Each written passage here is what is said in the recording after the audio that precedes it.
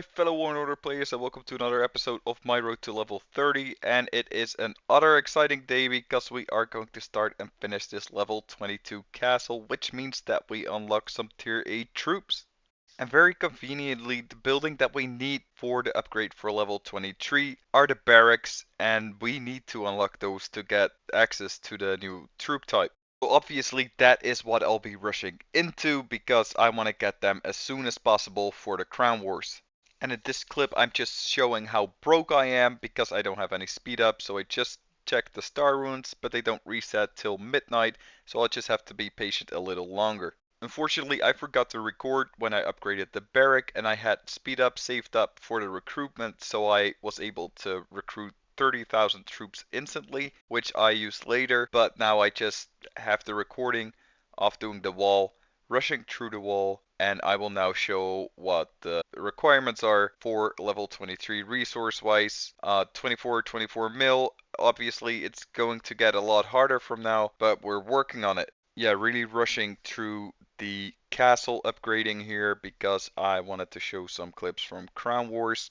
And I must say it wasn't that exciting, but I am really happy about the turnout that we had during it. I asked a lot of players in my alliance if they could please save up for this, have the 2 teleports, have some speed ups for a speed attack if we wanted to. And I planned a little bit on strategy, what I wanted to do. I wanted everyone to have 2 presets, one that was for fighting and one that was for 200 ponies or 100 ponies like I am doing right now. And what we were going to do is use the pony marches to take the towers and don't defend them with real armies. And whenever someone attacks them, let them take it and we'll take it back with either a speed hit or a massive time attack. The only other alliance that re-showed up was our rival, and that is GNS. We are currently still fighting for whoever is in first place. At this moment, it is us who is in first place, battle power wise, but that doesn't say anything because they have a level 33, level 32. Then we have a lot of level 30s right now, but they are still very strong, and the rest of the levels is pretty equal. When I say rivals, I mean in a healthy way where you just keep each other on edge and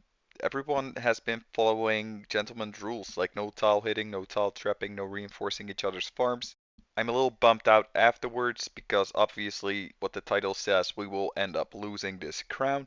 And I just changed the plan a little bit and it didn't work out in our favor because what my plan was to wait out a long time and attack the main castle, inflicting more losses on them, and hopefully they weren't gonna be able to recover from this.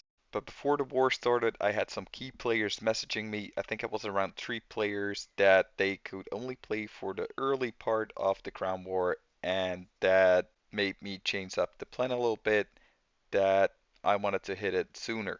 That in combination with having so many people porting over to the middle, and I recounted the head count, it was 28 people who were ready for a speed attack, and I thought it would be enough because there were 8, 9 people inside the main castle. So that was definitely a bad call on my part that I rushed it forward. I should have waited patiently because 6 minutes into this crown war, the enemy was way too alert and they reinforced way too fast, and I will take 100% blame on the loss of this one. I found out that in the Superior Warfare Mark game that we have more people being on time when you do an actual countdown, if you are wondering why I did that. And I just want you to look at the numbers, and this is a pretty poor speed attack. Everyone should have been there. Out of the 28 people, you see only 17 are there right now. We're already a couple of seconds in, and I still need to tell people to go faster. They don't understand the concept of a speed attack, apparently.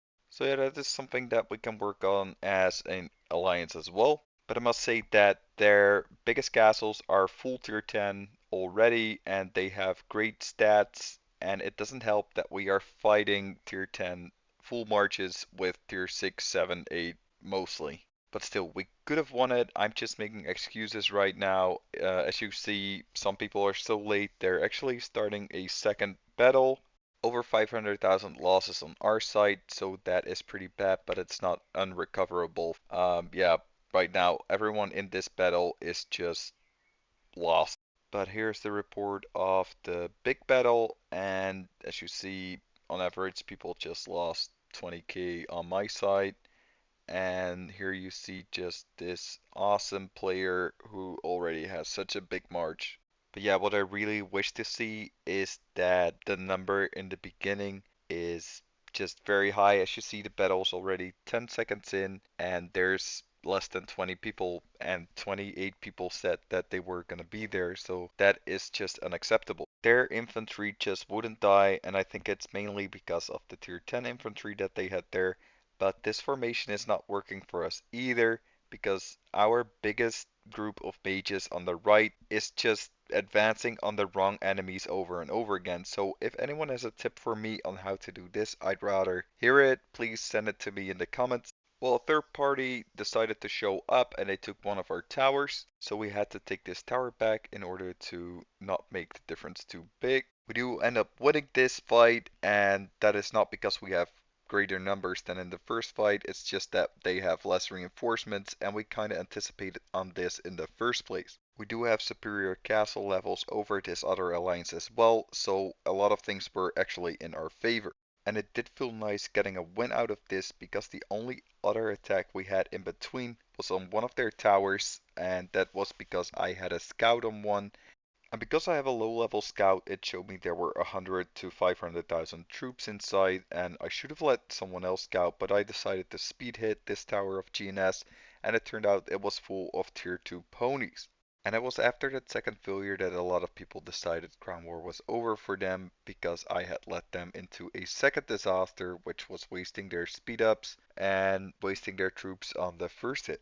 When I think back about Crown, I feel pretty bad about it. Not only did I make a lot of tactical mistakes, I thought we were ready practicing with the speed attacks, but apparently we could have used a lot more practice. And right now I'm writing to Camel support because I didn't get my elite teleport for playing in Crown. And what they told me is that because I started this account in 1607, I should have played the Crown War for 1607, which is absolutely ridiculous, and I hope I still get it, but I'll let you know in the next episode. I hope you all have a great day. Thank you all for watching, and I'll see ya.